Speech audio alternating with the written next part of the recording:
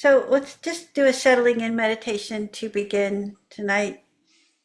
Sitting up straight, feet on the floor, or if you're in the cushion, keeping your back straight but not rigid. Finding that balancing point, comfort, leaning forward a little bit maybe. Just keeping the belly soft and the shoulders down. And take a few deep breaths in, and as you breathe out, just releasing any tension from your body, from the busy day.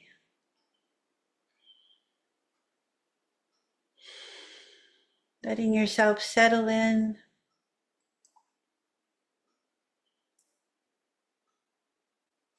And you might picture the stress of the day just kind of rolling off of you, melting off, allowing your body to relax a bit more, sinking a little deeper into your cushion.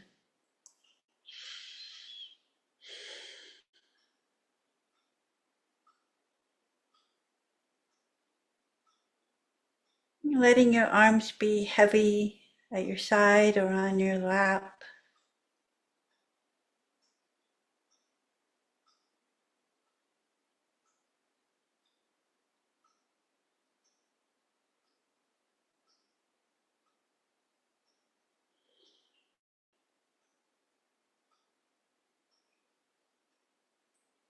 And doing a body scan.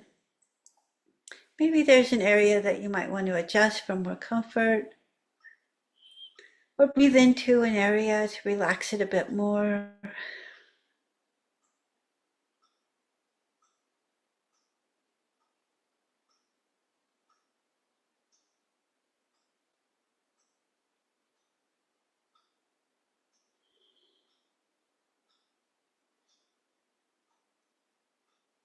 And still observing your body, bringing more attention to the breath, noticing how your body expands as you breathe in and contracts as you exhale.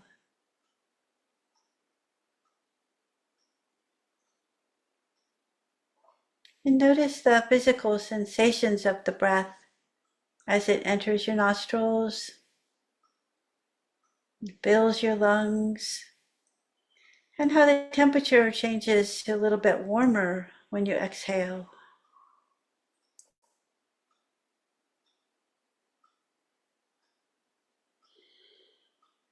And when you allow your breath to just breathe naturally, you notice there's a natural rhythm.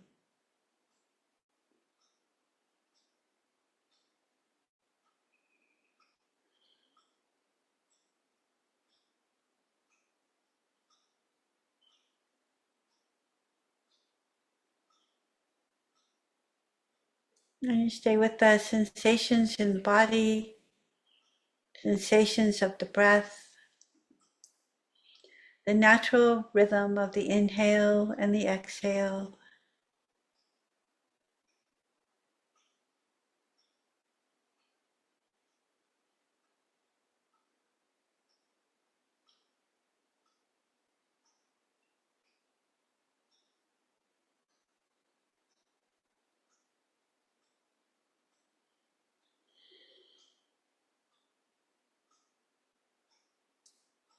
And as the thoughts come into our busy mind, we can just notice the thought that we're having a thought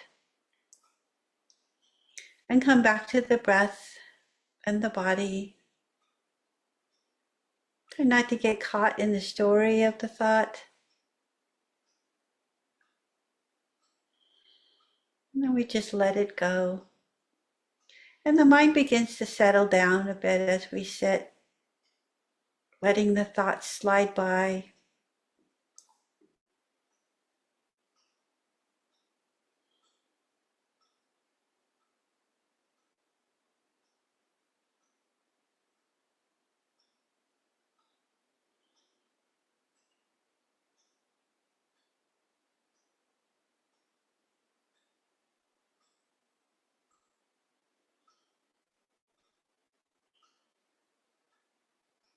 And if it help your mind keep focus, you can just say to yourself, breathing in, I know I'm breathing in.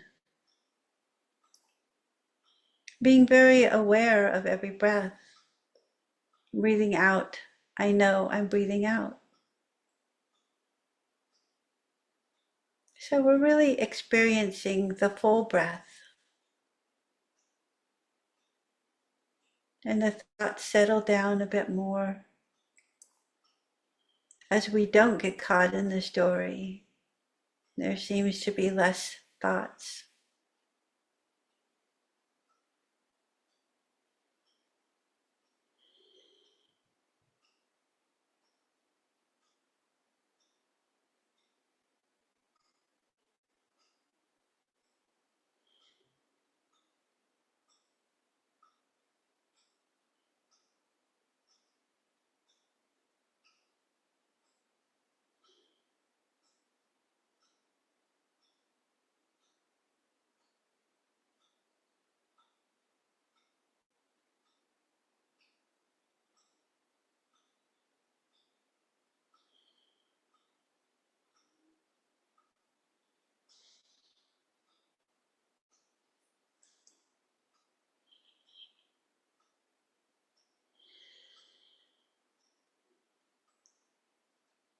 And if you find that you're caught in a thought, just gently shift back to your breath.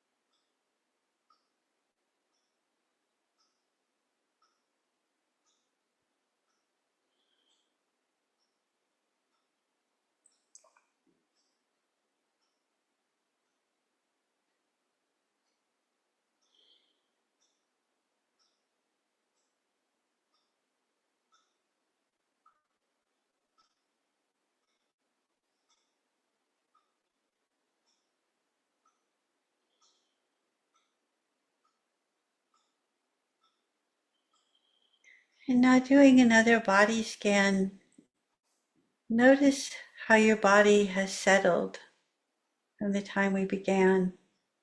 And if not, just breathing into any tense places, letting go of any stress. Your mind may still be creating thoughts. And it takes a while for the busy day to settle down. And we focus on the breath and the body and let the thoughts go.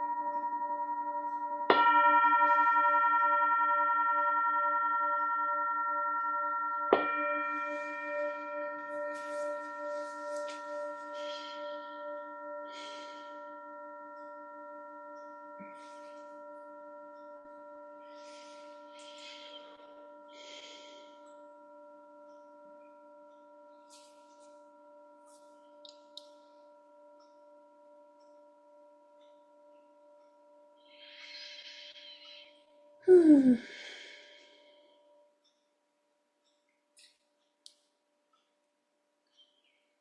wanted to talk a little bit today about cultivating positive emotions. Humans are very emotional. We run on emotions. We react to life emotionally. We have our fight, flight, or fright, flight, or fight, or freeze. I knew I could say it. Fight, flight, or freeze sensation. Yeah, I got it. Which actually keeps us safe from harm, right? We, as cavemen, which was a long time ago, but we had to know when to hide. We had to know when to run. We had to know when to fight. Um, and that's just part of our animal nature, and it's not really going to go away. It's our first instinct. So it's so deeply ingrained in us that once we understand that it's there, we can become aware of it, and then we can choose whether we can let it control us or not. And we don't want to get rid of it because it does keep us safe. It does keep us out of danger. We have instincts too. Sometimes you don't know what's going on, but you have an instinct that something isn't quite right. So we learn to trust our instincts and our animal nature. But what the other thing that our survival nature does is it also promotes our grasping and our desires. So when we're desiring food, that's a good desire. It keeps us alive. When we're thirsty, we desire something to drink. So our body does tell us, yes, you need to desire things for your survival. It would be nice if it would quit telling me that I want chocolate. I and it would be great if I could just, say, hey, eat a vegetable instead of the chocolate and feel perfectly fine. I'm like everyone else. I have desires for the good things that make me feel happy or make me feel warm and cozy. And then the other side of it is I have aversions like everyone else, things that we don't like, people we don't like, situations we don't like. And our first instinct in those cases is to run away or push away. And there's nothing wrong with that. I think that we do need to take a moment and look at what it is we're afraid of, what it is that's making us uncomfortable, and decide whether we should seek it out and understand it, or if we really should just kind of step back and leave it. So if we're always grasping and always pushing away and we only want really good things and we don't want anything nasty or bad to happen, we're not living in reality. We're not living in a world that is real. So we're always seeking this happiness as a sense of reward. We're always seeking what I want, a balance maybe between not particularly caring for something and being okay with that and desiring something but not allowing it to lead us. So the happiness is so a word that I think is really doesn't describe what people want. I think it's more of contentment. I think we really enjoy being happy, of course. So we enjoy being joyful. We enjoy those brief times when something wonderful happens and we can smile and really appreciate it. But it is fleeting. It doesn't last forever. And so then that burns that desire again. So how can we find our way to contentment? And I think that our practice of meditation really helps us with this. We can find a way to be okay with whatever it is that happens. In our meditations, we're training our mind to notice that we're having thoughts. We don't need to get caught in the thought and the whole story that we tell ourselves. We can just notice it, be aware of it, and allow it without really having a judgment about it or without grasping or pushing away. There's a lot of fear-based habits that we have, especially in today's society. A lot of people spend a lot of time working and working and working because they want more and more and more. The security of having money is understandable. It definitely makes things easier. But if we spend so much time making money and working, we're not really living any other part of our life. We're not having a rounded life. So we're not satisfied. And there's a lot of other people that are just living in anger. And to me, it seems that's happening more and more, and it's uncomfortable. I don't really like being around angry people. I don't know anybody who does. But there are some people who really feel comfortable there. They're used to it. It's their comfort zone. And I think part of that is because anger makes us feel powerful. If we don't feel we have power in the world, if we don't feel we have choices, at least we can try to control people and things with our anger. And it works sometimes for some people, but I don't think they're happy. I think they're not satisfied. So, and then there's another group of people that try really hard to control other people to make them want to be the way they want to be. They make them want to live a life that they think we should be living. And if you don't agree with them, they act very hateful and mean and angry, and they're not satisfied. So if we're stuck in these modes because of fear, these are fear-based habits, we're not going to be happy. And it's so easy to go there. It's so easy to get angry and stay there. And we all get caught in those emotions. All of us do. It's just part of being human. But these don't bring us a sense of happiness or contentment at all. So just looking at human nature and that we're human and obviously act like every other human sometimes, I think it's best to realize what's going on. Feeling an emotion and naming it. Um, Someone is rude to you or cut you off in traffic or whatever, and it triggered anger. We need to recognize it. Okay, I'm angry now. And don't push it away, which is our first reaction. We really want to just get away from anger. It makes me uncomfortable. But if we look at it and say, yeah, I'm angry, and we're in it, we're allow ourselves to feel the anger and then question, where does this come from? What am I afraid of? What am I feeling fear of right now? And is it real? Is it real? Is it imagined? What's going on? So if we can step back and just kind of look at our behavior, accept what's going on, and choose to change our normal reaction or our normal response, which may be another anger. We hit a wall of anger with our anger, which creates more anger. Or we can choose to not participate in it, or we can try to a loving approach of, wow,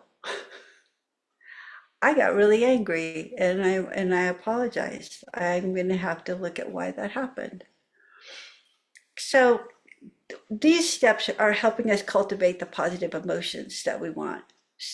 Patience, which is one of the things I work really hard at because it's one of the things I'm really not good at, but I'm getting better at.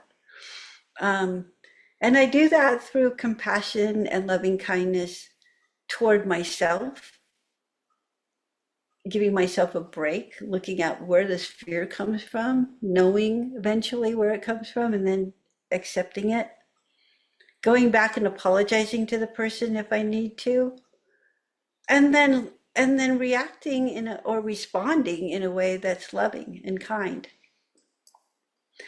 And when we do that, even if it's uncomfortable, if we choose to be loving and kind when we really don't want to, we're training our mind to go there. Eventually, we'll go there naturally. right? Eventually it will become our go-to place instead of anger and fear. So when we finally get to a place where we can be in any situation and be okay, there's this sense of freedom and peace that comes with that, because we know we don't need to get involved with the negative feelings. We can just allow things to just be. Jack Kornfield says, "We can make the world better with our choices. This is your world. Plant seeds of goodness and water them everywhere. Then blessings will grow for yourself and for all." So Jack has been practicing loving kindness for so long. I think it's just the way he is. I've never really seen him get upset. Um, and I hope someday to reach that point where I don't get upset. I can just be with whatever it is. And practicing meditation is where that transforms. Right? It transforms our lives by bringing a mindful presence to our awareness, which creates peace. Pema Chodron, I have a quote here from her, and she says, "Meditation teaches us how to open and relax with whatever arises, without picking and choosing. It teaches us to experience the uneasiness and the urge fully, and to interrupt the momentum that usually follows. We do this by not following after the thoughts and learning to return again and again to the present moment." So with practice, meditation teaches us to be aware of where our thoughts are going.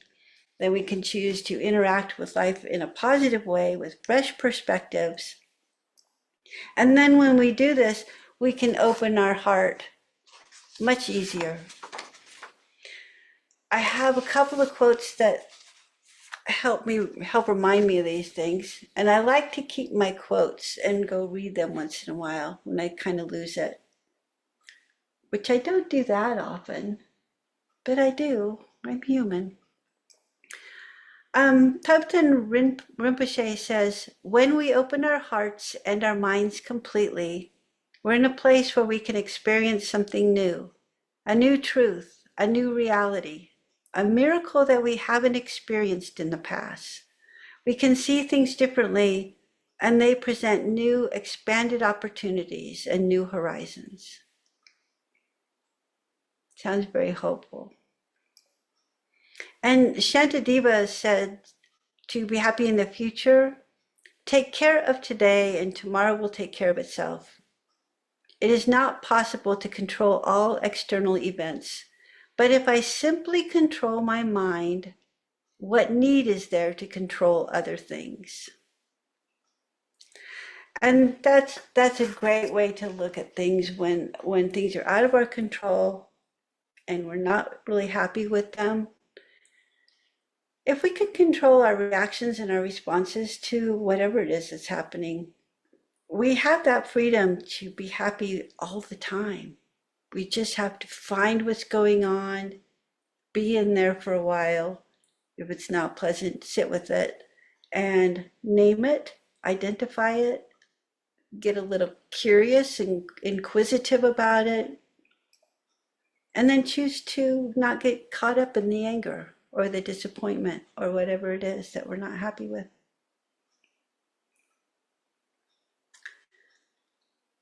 So before we get on to our second meditation, is there any questions or comments or responses to any of that? I think the part of what brings up the anger inside, like you were saying, and you get cut off in traffic, I think a lot of that is caused by adrenaline. Oh, adrenaline, yeah. Yeah, because when somebody cuts you off in traffic, the fear comes into you that something really bad could have happened. So the adrenaline starts flowing and it flows to that. Yeah. And I think meditation helps you bring yourself back. Yeah. Really fast. Yeah, I agree. That's a great point. Especially if we've been in a car accident, Mm-hmm. it can trigger a lot of fear and adrenaline. So yeah, that's a great point. Yeah. Yeah. Okay, well, let's go ahead and do our second meditation then. And I'll be saying some quotes, and you can say them to yourself or something of your own choosing. So sitting up, getting comfortable in whatever position's comfortable for you. And taking a few deep breaths. Exhaling, releasing any tension. Settling into your seat, feeling supported in your seat, feeling safe. Letting go of the day, letting a calmness settle in.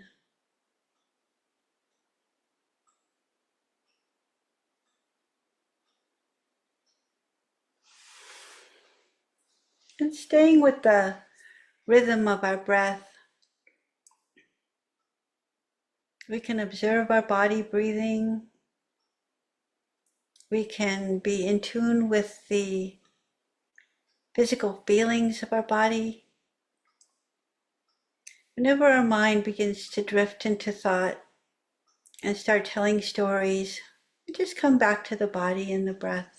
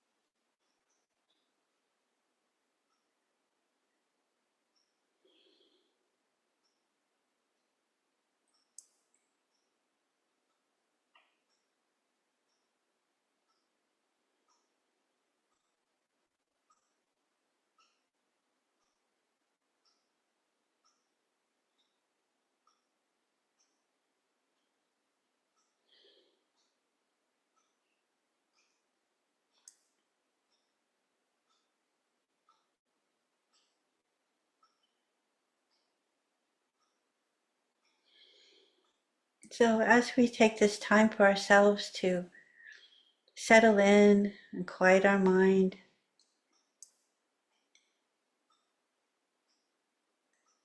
I tend to take a look at what makes me uncomfortable and just looking at why, reminding myself that each one of us has our own separate life,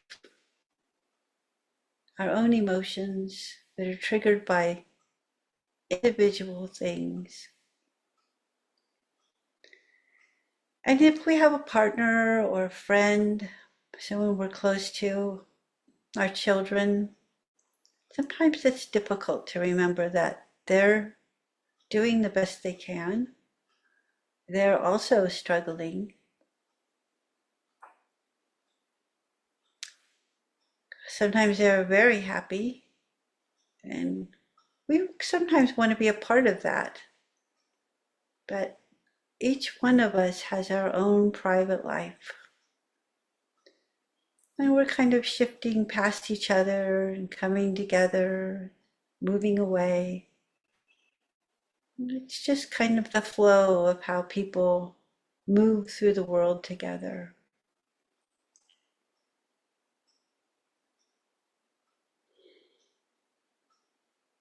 So learning how to just let it be. Let each person make their choice. It has nothing to do with us.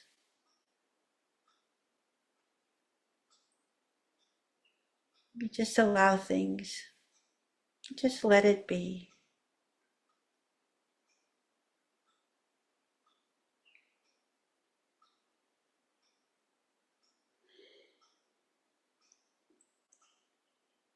So, how can you let it be right now as you're sitting here with your thoughts, observing your body and your breath? Can you just allow these moments for yourself, just to let it be?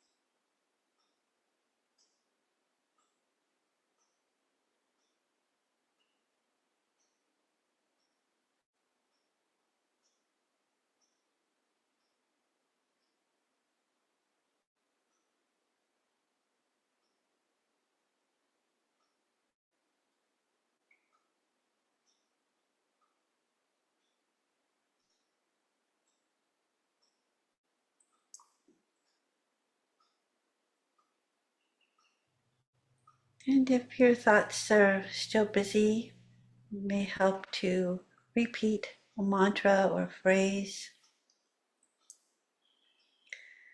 May I be free from anger. May I be free from fear. May I be free from anxiety.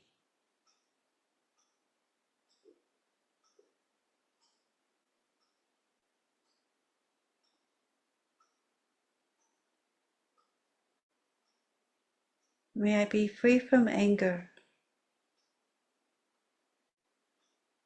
May I be free from fear. May I be free from anxiety.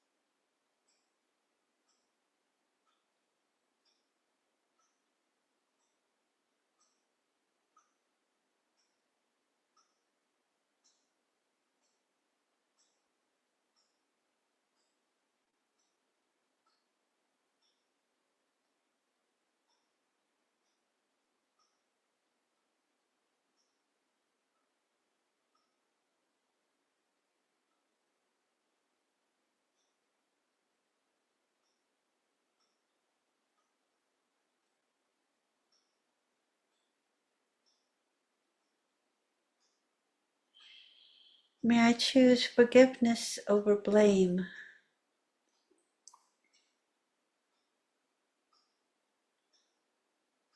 May I choose forgiveness over blame.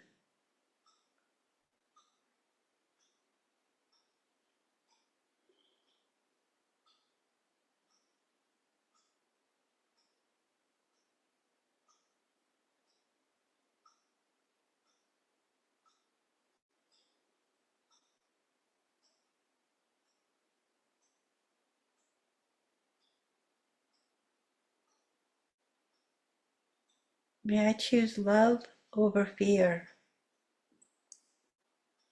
May I choose love over fear.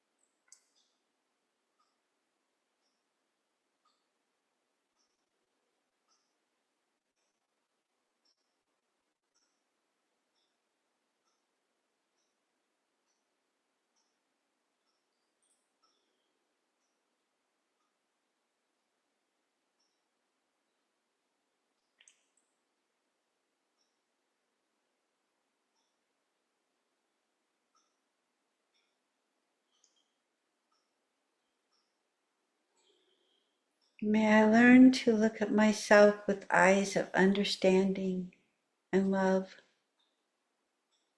May I learn to look at myself with eyes of understanding and love.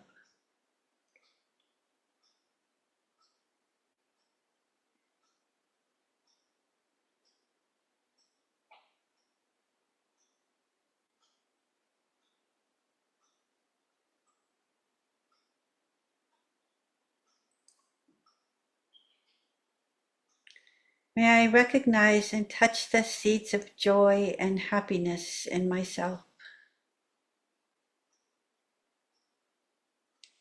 May I recognize and touch the seeds of happiness and joy in myself.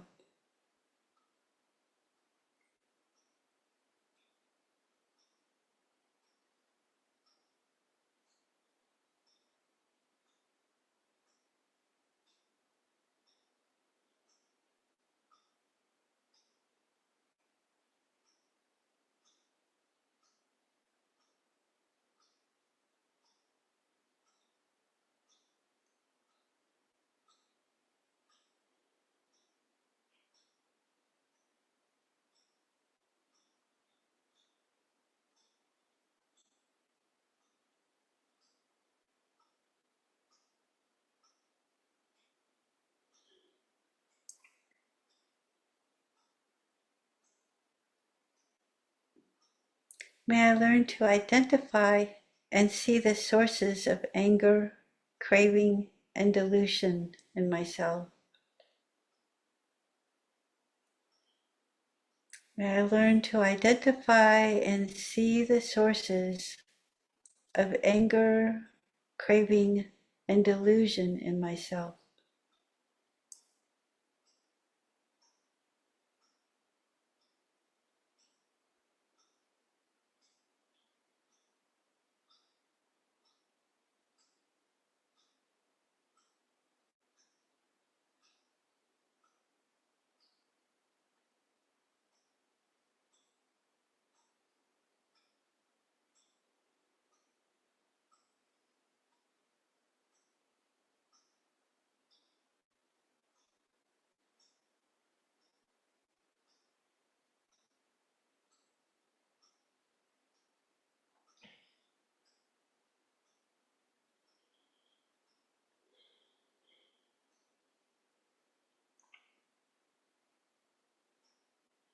May I nourish the seeds of joy in myself every day.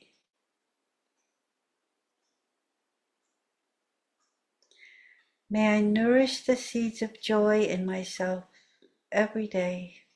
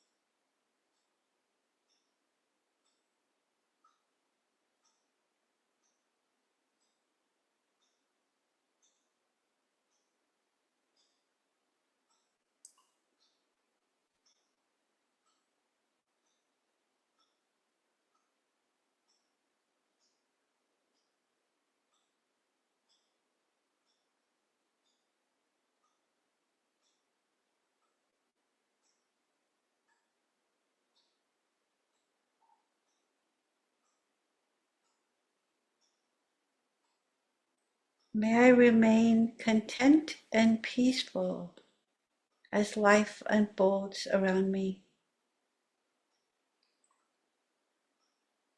May I remain content and peaceful as life unfolds around me.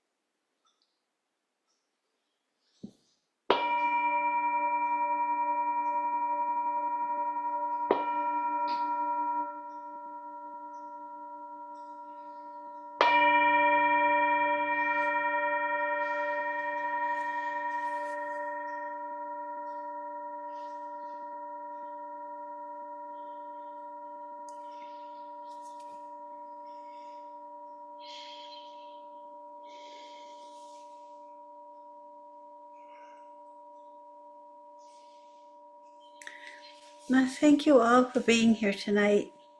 Thanks for meditating with me. Have a great week. Take care of yourselves. I love you all. Bye bye.